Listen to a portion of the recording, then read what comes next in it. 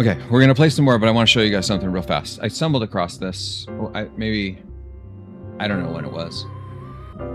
It was like earlier this week, and I wanted to share this thing about the stochasticity, because I was saying this, I was yelling this from the rooftops, as I think many of you know, and at least at the time, the people I was talking to, they had decided they know the answer because the internet is very confused. A lot of times the internet is a very confused place. And just because you hear it on the internet does not make it true, including Wikipedia. Like at the uni, I'll reference Wikipedia and then I'll point out where Wikipedia is wrong. Just as a point of like, I know that this is vetted by some of the like world experts, but it doesn't mean that it's actually correct. There is a surprising disconnect between this sort of upper echelon of the leading scientific minds and what is really happening in the knowledge we possess and the forward progress we're making in technology, and then what the rest of the world actually thinks they know.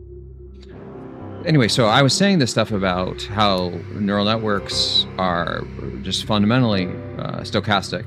At least I'm not the only crazy person anymore.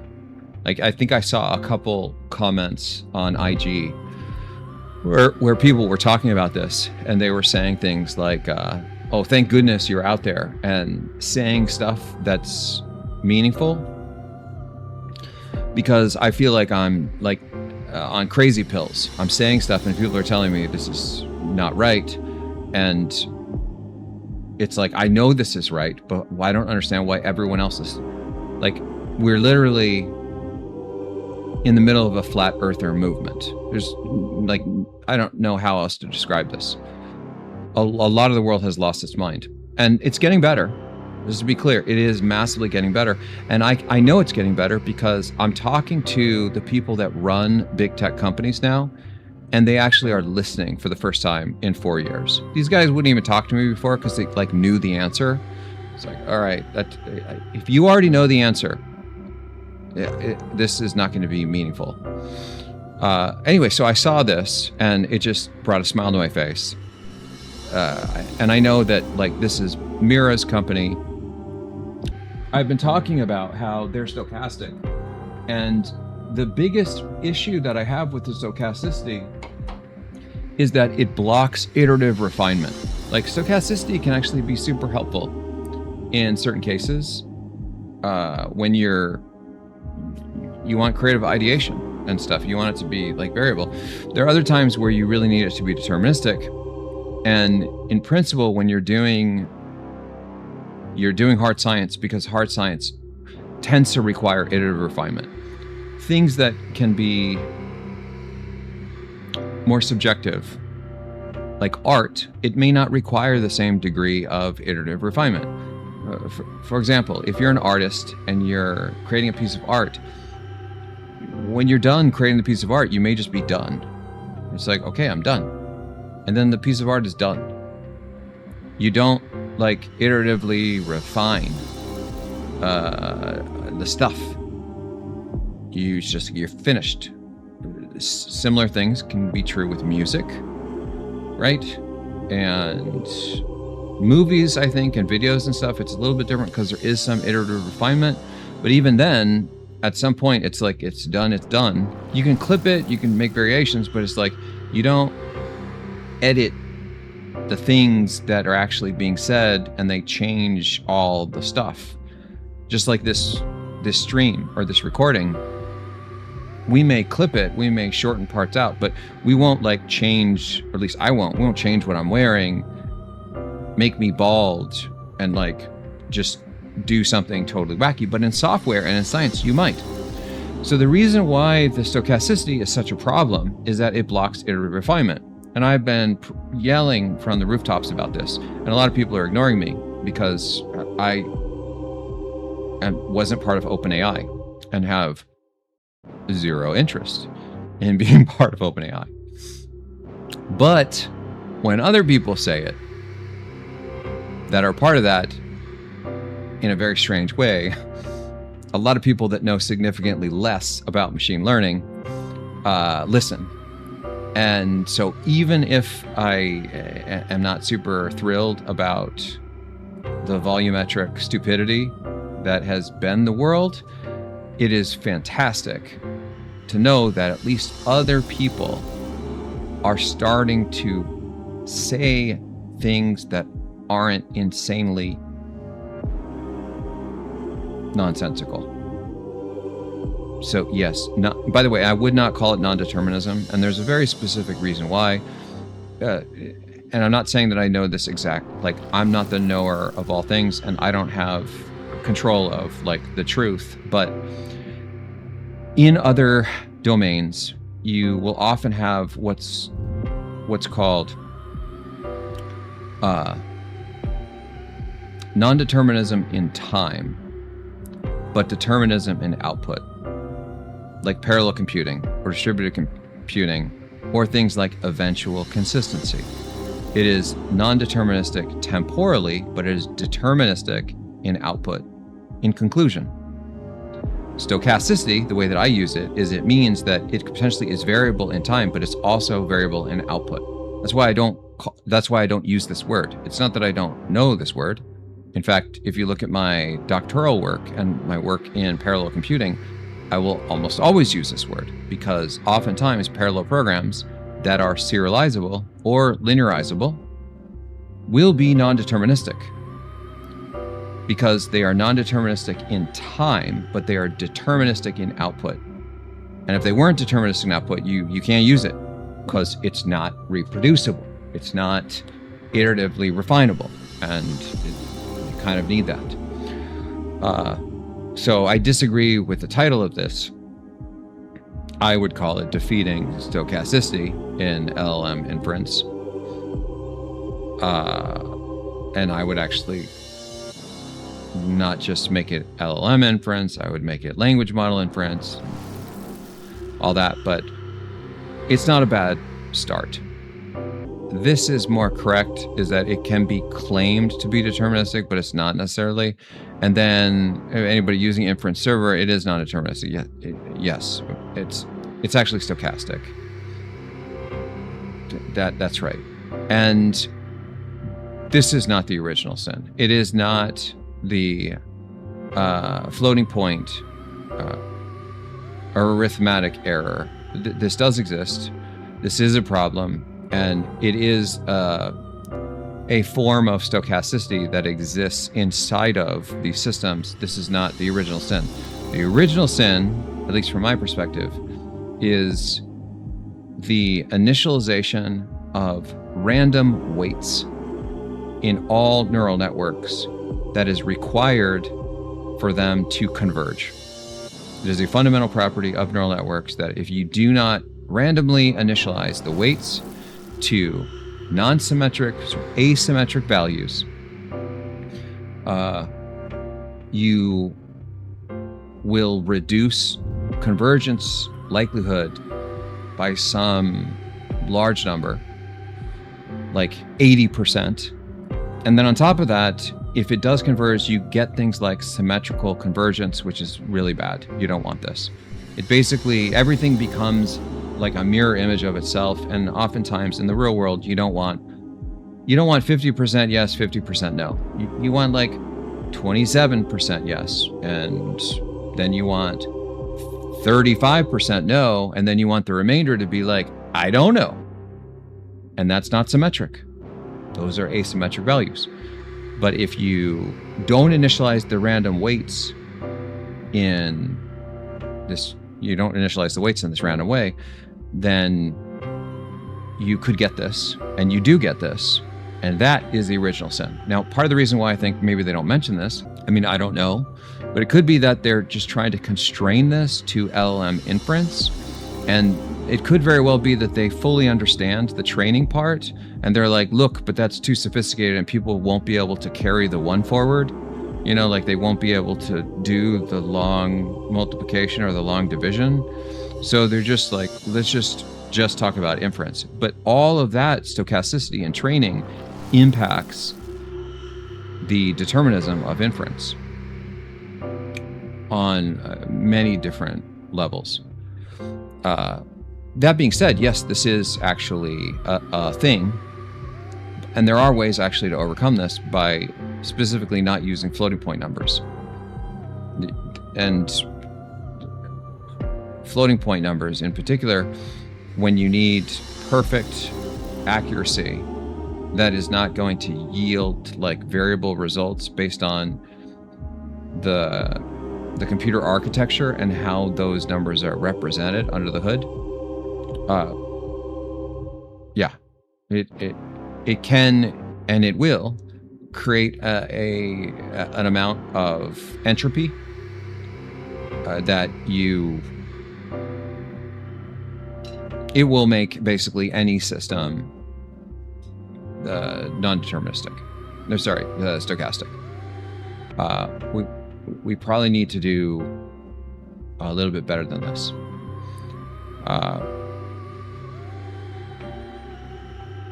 Even this, right? Like, archive is like, so if you guys know archive, right? A lot of people are putting their papers into archive because it's fast, and then people are citing the archive papers as a source of truth, but they're not peer reviewed. And so it could be that at least some, and I'm not saying the peer review process is perfect. It's not.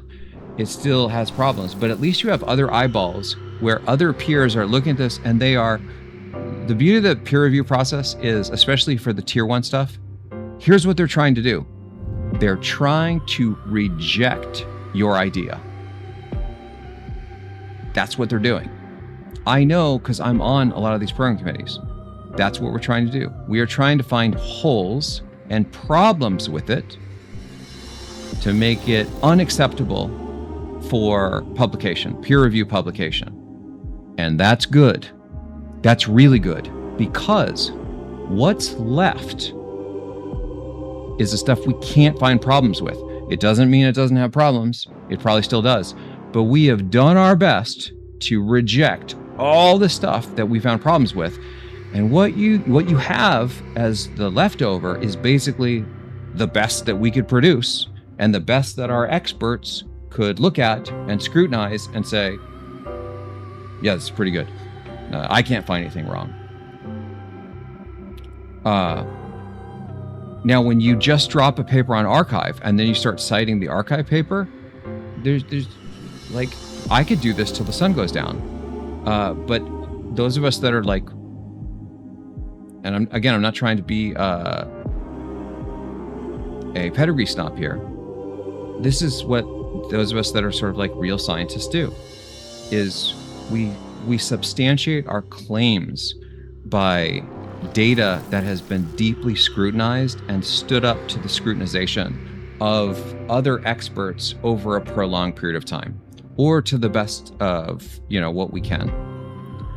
And to give you more context, archive does have a bar on terms of like, you can't, like a normal person can't just submit a paper to archive and get accepted.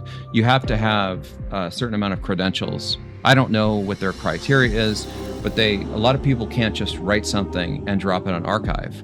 But guess what? I can. I could literally sit down after this stream and write 2 paragraphs of nonsense and say, put on archive. And what archive will do, they'll be like, oh, Goju wrote it, published. Now, I don't abuse that power, but other people, I don't know, right? It shouldn't be like that. I mean, not like, I'm not bashing on the archive model. I'm just showing you that like, it's a little bit wacky, because if for certain people that maybe don't have the best intentions, they can write stuff, put on archive, then they can self-cite or have their buddies cite it, and then suddenly you again have the house of cards. Is everybody's building on, this is how we got to where we are with AI, in my mind. It's sort of everything that is kind of wrong about the world. And keep in mind, if you see stuff of ours that's on archive, mostly it's on archive just because we want it to be open. It's not on archive because we couldn't get it published. it probably is published, like peer-reviewed, scrutinized, right? So,